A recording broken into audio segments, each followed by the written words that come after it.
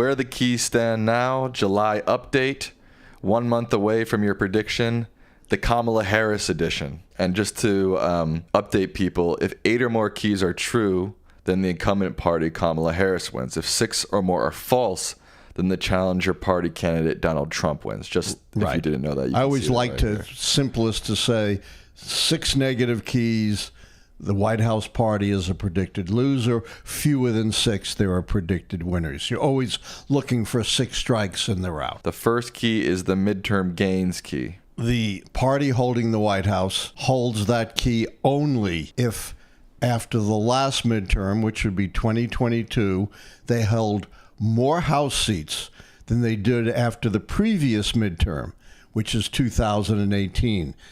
Is that true or false, Sam? False. False, and that's locked. That doesn't change. Okay. The midterm elections have already been held. All right. The next key is key 2, the no primary contest key, which could have been in play. Could have been in play. And remember, this only applies to the White House party. This looks at whether there was a significant contest for the White House party nomination. What goes on with the challenging party is irrelevant.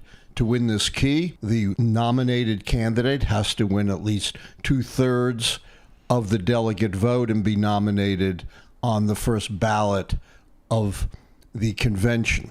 Now, I thought that this key might well be in play, and indeed the way the Democrats were trashing Joe Biden and pushing for an open nomination, I thought they were foolishly going to forfeit this key. Didn't work out that way because Joe Biden, who knows the keys extremely well, he made sure that there would not be an incumbent party primary contest by uniting the party behind Kamala Harris. And already it looks like she has at least 2/3 and likely much more of the delegate vote. So that one is, I would say, certainly blue. Certainly. We don't even want to say likely? No. Okay. I think it's a done deal. Okay, it's a done deal. All right. The next key is a key that did change, the incumbency key, yes. key 3. And again, there's a lot of misunderstanding of this. A sitting vice president is not the presidential incumbent. A sitting vice president does not secure this key. I've argued for some time in my criticism of the shameless trashing of Joe Biden by his own party that if Joe Biden's pushed out, he should resign the presidency and let Harris become president. And yes, it doesn't matter whether you are elected president or became president as a result of the resignation or death of the sitting president, you are still the incumbent and win that key. Joe Biden didn't do that. He adopted half of what I called my plan B. That is, he avoided the primary contest, but at least at this point, he's forfeited the incumbency key. Okay. All right. One of our big keys in the balance, the third party key, key 4. Yes, this key is often misunderstood as well. Third parties historically count against the White House party. They're a sign of discontent with the way the nation is being governed. Now, when I first developed the keys retrospectively, to be a so-called significant third-party candidate, a candidate had to win at least 5% of the vote. But I obviously don't know that in advance. So this is the one time I've got to turn to polling because there's nothing else really available, although I'll have a little bit of a codicil on that. So I don't, however, take the polls at face value. This is because of the Lichtman wasted vote syndrome theory. So typically, when people actually vote, third party or independent candidates get about half of their top polling. So to turn this key, RFK Jr., once his polling is stabilized, would have to be polling at 10% or more. It's possible, but I think it's very unlikely. Right now, he's all over the map. I've seen as low as 2 and as high as 12. Plus, he has a big problem. What's that, Sam? And beside he's not on the ballot. Not on the ballot. in some states he is, in some states he's not. I haven't really seen research on that, but that's another problem in terms of his being anticipated to get 5% of the vote. I think we also want to clarify, a lot of people ask this question. It is not the cumulative of third parties running. It's whoever is the leading third party candidate, what they're polling at. Right, because these other candidates, their polling is totally unreliable. When you're polling 1 or 2%, that's too small to have any reliability. So I would say that one is likely blue. Our next key is key 5, strong short-term economy. All right. That's a very, cut and dried key. No recession in the election year. When you read my book, you'll see I don't decide whether there's an election. Do you know who I rely on? A recession. A recession. What did I say? An election. A recession. This probably is an election. There is an election. Yeah, unless we're in Russia. Right. So I don't decide. I'm not an expert in that. I rely on the National Bureau of Economic Research, which for many, many decades has been the organization of experts who decide whether there's a recession.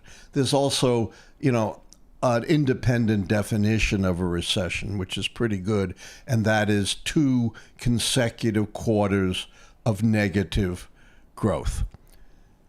The NBER has not come close to declaring a recession. There hasn't been anywhere close to 2 consecutive quarters of negative growth. In fact, we just got the second quarter. There's a big lag in this data. We just got the second quarter growth numbers, and they smashed all expectations. Now, some say, you should rely on the polling. If people think there's a recession, you should turn this key. No, polling is ephemeral. It changes. That's why I have a objective standard here. Okay. So that one is certainly true. Okay, the next one is the long-term economy key. That's also a very cut and dried indicator. It's purely mathematical.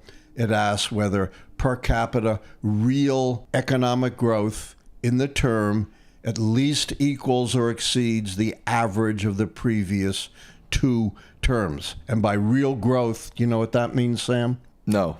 Adjusted for inflation. Okay. So it takes inflation into account. And the long-term growth under Joe Biden has been vastly greater than the average of the previous 2 terms. Not close. That one is certainly true. Okay, the next key is key 7, major policy change.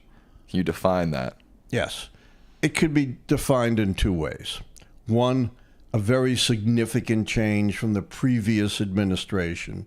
Or 2, a truly historic policy change like the New Deal or the Ronald Reagan conservative revolution.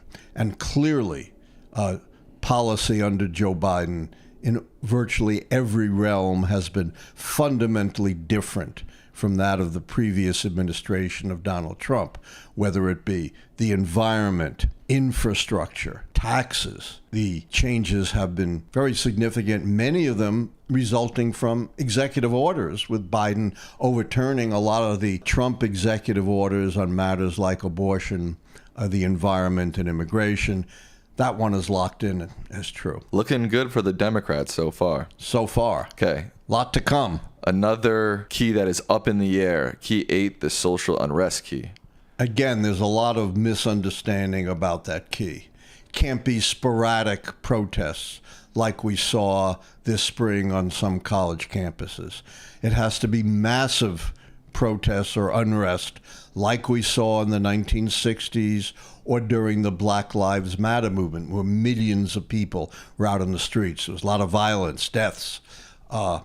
So far, nothing like that. Now, I'm holding judgment on that key because one of the hallmarks of social unrest in the 60s was the explosion of violence and protest at the Democratic Convention in Chicago.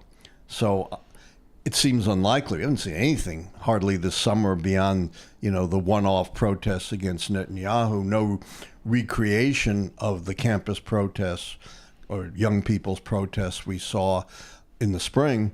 But I'm being very cautious and holding a final call on this key until after the Democratic convention, and that's when I'll make my final call, but I would say this is likely blue. Key number 9, the scandal key. Yeah, again, another misunderstood key. One misunderstood key.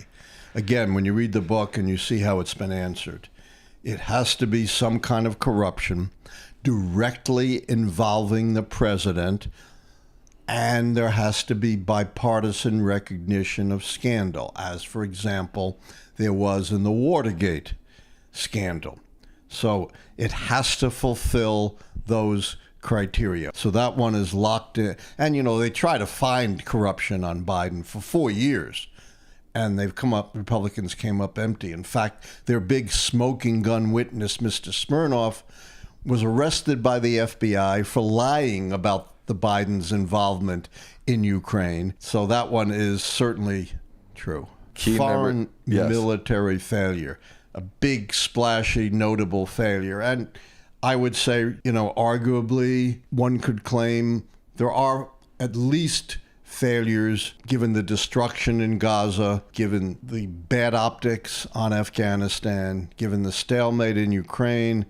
So I would say that one is likely false. And same thing with foreign military success. I would say that leans false, because what have I been advocating for months that the incumbent administration should do in Gaza? Broker a peace deal and a hostage return. The 2 final keys are charisma keys. The first one is key 12, which is charismatic incumbent. These keys are also misunderstood. When you read my book, you'll see it has to be one of these once-in-a-generation inspirational candidates who is broadly appealing, not just appealing to a partisan base, but appealing across party lines as well. We saw that with Franklin Roosevelt, who won 4 elections by landslides or near landslides and created a new dominant Democratic Roosevelt coalition. We saw that with Ronald Reagan, who won 2 elections in landslides, and there were a lot of Reagan Democrats. And clearly, whatever you may think of Harris, at least so far, she's not a once-in-a-generation, broadly inspirational candidate like FBR, so that one is false. Charismatic incumbent, that doesn't mean that they're running again. It just means that they're part of the incumbent party, right? Right, and it's not a comparative. Doesn't mean they're more or less charismatic as compared to the challengers. It's an absolute standard. And I have Donald Trump as not one of those once-in-a-generation inspirational candidates, because while he's a great showman, he only appeals to a narrow base. Right. In 2 elections, Donald Trump lost the votes of the American people, lots of Reagan Democrats. Have you found many Trump Democrats? No. No. So that one is clearly true. So that one is the opposite. It goes in the favor of the party. Right. They split. So right now, and obviously some of these keys are still in play, but if they all ended up the color that they are, Harris would win. But there are still 1, 2, 3, still 4 keys are still in play. That's why I have not made a prediction, but I have said a lot would have to go wrong for Harris to lose this election. I have been saying this for many, many months, and the only thing that's changed is the loss of 1 key, right? The incumbency key. Yeah. Other than that, the race is exactly the way it was before Biden stepping down and Harris moving in. Right. Yes, 3 of these 4 undecided keys could still turn. Not impossible, but not likely, not very likely. And so a lot would have to go wrong, although it could, for the Democrats to lose this election.